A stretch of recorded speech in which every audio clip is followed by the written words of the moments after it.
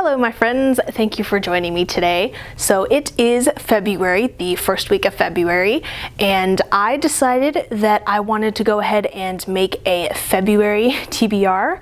I typically do not seek out romance in books. If romance is in a story and it's part of the plot, then that's fine, but searching out a book for the sake of the romance is not something that I really do.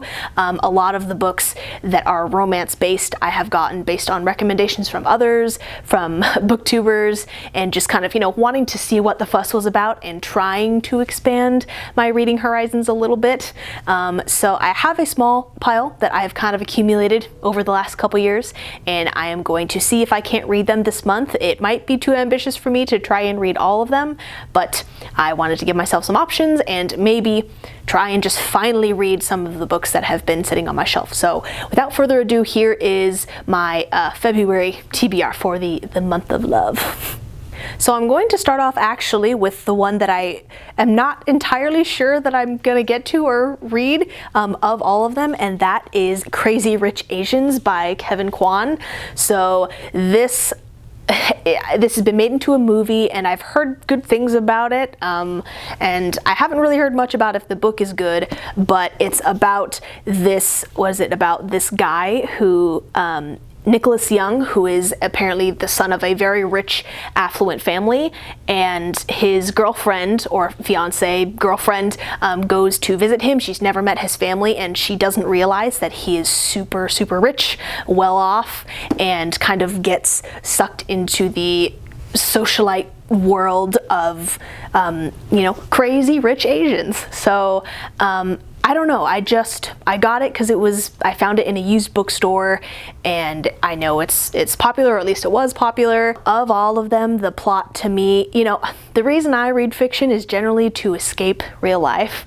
So reading about modern settings, things happening in real life with no magic, no nothing, generally is a turn-off to me when trying to pitch it to me. Of all of them, I may not read this one. Who knows? I'm like talking myself down from out of reading this, but who knows? We'll see if I get to it. Maybe I'll keep it, and if I don't get to it, maybe I'll keep it around, or I might just give it away if I just decide I'm just not interested in it. But anyway, great start to this TBR. Yeah, Crazy Rich Asians by Kevin Kwan.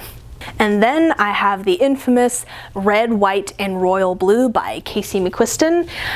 This just blew up like a couple years ago. It came out in 2019, and this is about two boys, one who is the son of the President of the United States, and the other is a Prince of England, and they basically, it's an enemies to lovers kind of trope, and they have to keep their relationship kind of secret, and there's a bit of politics involved because they're both so high profile, and people just fell in love with this, have raved about it, and I picked it up from a used bookstore, and I'm finally gonna read it. I have started it already. We'll see where it goes. But yeah, this was just super popular, so I decided to give it a go for February. And then here's one that I actually did really want to read, and that is Wicked Fox by Kat Cho. And I'm really excited for this because this is based off of Korean folklore, and I am half Korean. My mom is fully Korean, but I don't know a whole lot about Korean culture. I was raised in a very American household. My mom wasn't super interested in, imbuing in me Korean traditions or values or anything like that.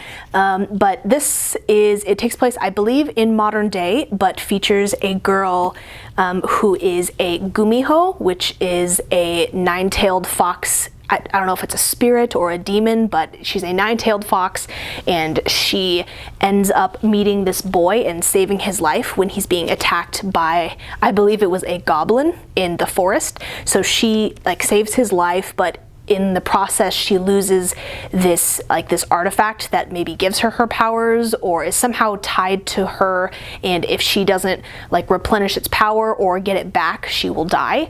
So I know it is a romance and set in modern day, but it has Korean influences, and it just sounds so good. I have not read a whole lot of Korean inspired fantasy or books in general, and I just love the cover. I've heard good things about it, and I am really excited to get into this one.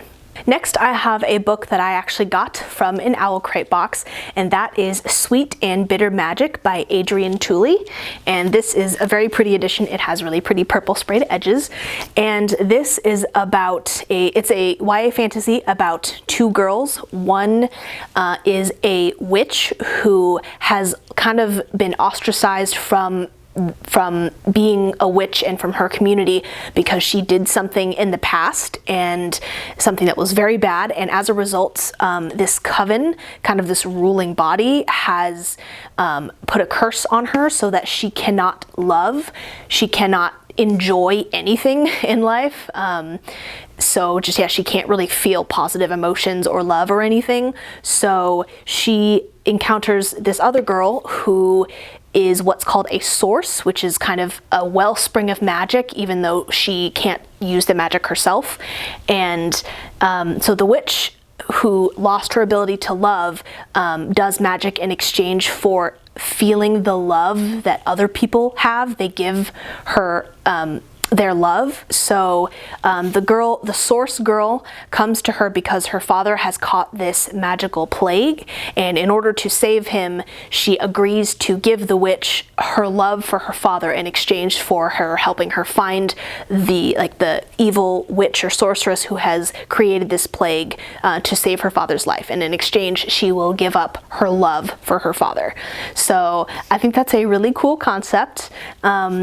I got this quite a while ago, almost like a year ago. This might have been, I can't remember when exactly I got it, but this has intrigued me ever since, and I just, haven't quite found a time to read it, but now is the time, so I'm gonna see if I can get through this as well. And then I have a book that I got very recently at a 50% off hardback sale at Barnes & Noble. And this is actually a contemporary, which kind of goes against what I had just said, but it is Made in Korea by Sarah Suk. So this is another story featuring, Korean protagonists, which is really cool. Makes me happy. I love the cover. It's so stunning. So this is basically about this boy and this girl. I think it's also an enemies to lovers trope, where the girl has a sort of K-beauty business at her school, selling makeup products to her classmates, and then this boy transfers to her school, and he kind of starts up a rival K-beauty makeup business. So they are business rivals, and she's like, nuh-uh, I was here first, this is my school, these are my clients. That's really all I know about it, and it just sounds really fun. I am, if you can't tell, I am into makeup. I like to watch beauty YouTubers and get inspiration, and I enjoy makeup. So it just kind of sounds like perfect up my alley for a contemporary romance, something that has Korean main characters, beauty, and the cover, I just saw it and I was like, oh my gosh, these neon colors, so pretty. I love it. So yeah, very excited to read this. So yes, these are the books that I want to try and read this February. I think that actually, so Red, White, and Royal Blue is LGBT, and I think that Sweet and Bitter Magic is also LGBT. I think that the two witches kind of have an enemies to lovers trope as well. And look at how pretty the top four look, and then Crazy Rich Asians down there in orange is just ruining the vibe. So yeah, I think this is a potentially tackleable pile. We'll see about Crazy Rich Asians. I know I keep coming back to that, but I don't know. I'm doubtful, and I should just shut up and read it and, see how it goes.